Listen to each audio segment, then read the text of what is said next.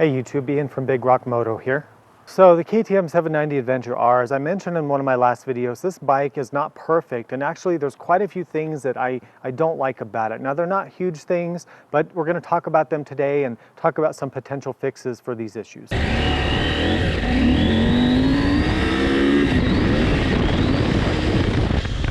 Okay, so before I get into this, please know that this video is supposed to be about the negative things. So I'm not trying to complain, I'm just trying to say, look, if you're thinking about one of these bikes or if you own one of these bikes, here are the issues that I've already identified with it that you might want to be aware of and possibly some fixes for them.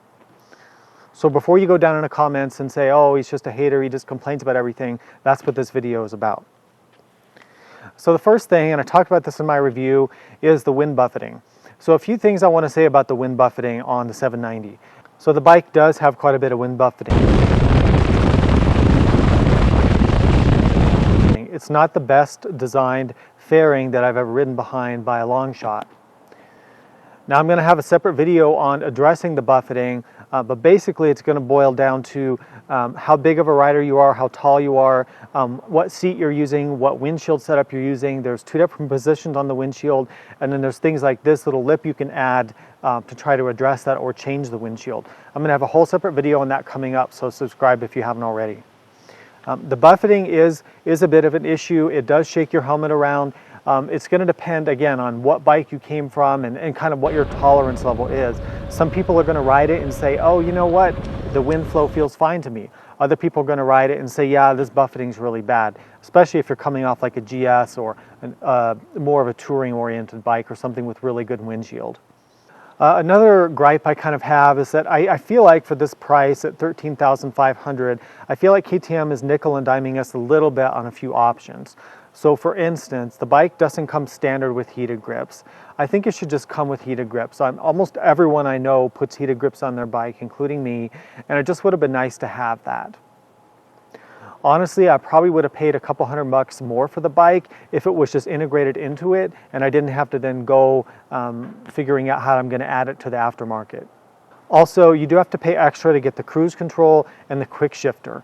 Now, the cruise control, I guess I can kind of see some people may not care about that, they may not want to pay for that.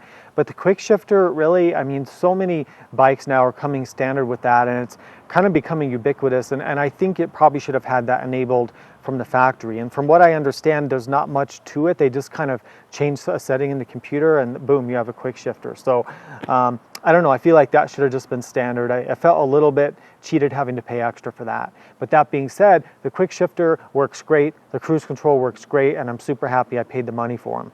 On the brakes, so the brakes are a nice brake because they're progressive and easy to modulate, especially for a bike that's going to spend a lot of its life in the dirt. You don't want a brake that's too aggressive and locks up right away.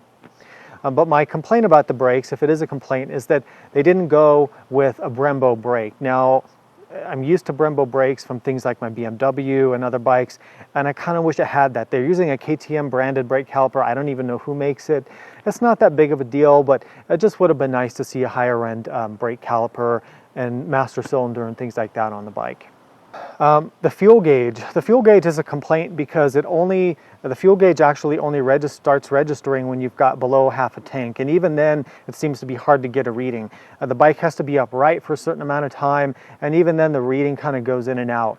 I think it'll be useful once you kind of learn how to use it and the ins and outs of it. And I think probably we can't blame KTM too much for this, because if you look at the shape of the fuel tank, it would be very hard to engineer a fuel gauge that was going to be accurate for this thing. It's not like in a car where the fuel is just a square fuel cell. No, it's a very complicated shape, so I kind of get it. The clutch. So I mentioned this in the review. It's not a hydraulic clutch, it's a cable clutch. Now I could live with that, but the issue that I have is that the clutch pull is a little bit hard, and also the modulation could be a little bit nicer on the clutch, a little bit more progressive modulation for slow off-road situations. Thankfully, the aftermarket has a really easy fix for it. The Camel ADV makes a one-finger clutch kit that just gives you a longer clutch arm, so I'm going to be putting that on my bike. No affiliation with them, by the way. Okay, so the suspension. For all the good things I've said about the suspension, and most of the reviews out there really glow about the suspension on the bike, it actually has some minor issues with it. And this should be familiar to you guys because it seems like every bike that you buy always, you have to do something about the suspension. I was hoping this bike would be different, but the jury's still out. So here's what I'm experiencing. There's a lot of harshness in the suspension, especially the rear shock. What I notice is that it kind of skips over the terrain and it kind of throws me up off the seat, and it doesn't seem to keep the wheel in contact with the ground. This is more notable on the rear shock than it is on the fork. So I'm going to have a separate video about the suspension, but a sneak peek on that is you need to adjust your settings. I'm using the comfort settings right now and it's better, but I'm still kind of fighting with the rear shock. It could be a valving issue, it could be an issue with the shim stack in it, it could be oil weight, oil level, things like that.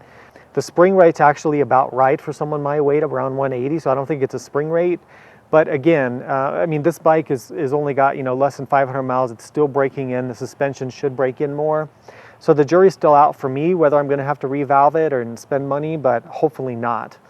So I just feel like they could have tuned the suspension a little bit better and made it a bit more plush, because when I ride through rock gardens or ruts, it just feels like it's kind of jarring a lot. Now it doesn't bottom out, it's really supportive, but it's just not quite as plush as I would like. So those are my only real complaints about the 790R. Hope you guys found this video useful if you're considering buying one. I'm going to have a lot more videos on this bike, so subscribe if you haven't already. Give this a thumbs up if you would. Ride safe, we'll see you out on the trails.